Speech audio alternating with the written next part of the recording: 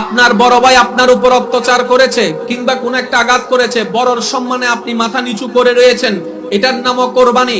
আপনার দুই ভাইয়ের দ্বন্দ্ব হয়েছে হালকা 1 ইঞ্চি জায়গার জন্য, আপনি রাইটে থাকার পরও ঝগড়া না হওয়ার জন্য ছেড়ে দিয়েছেন, এটাও কোরবানি। প্রত্যেকটা কথা নোট করবেন।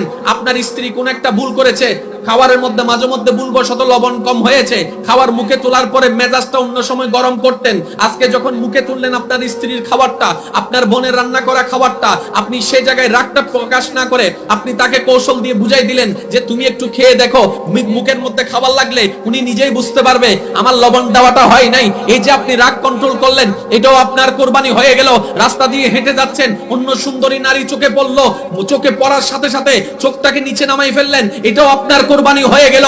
এই প্রত্যেকটা কোরবানি যদি রবের জন্য করা যায়, এক একটা কোরবানির বিনিময়ে আল্লাহ তাআলা আমাদের 1000 বছরের গুনাহ মাফ করে দিতে পারেন। সুবহানাল্লাহ।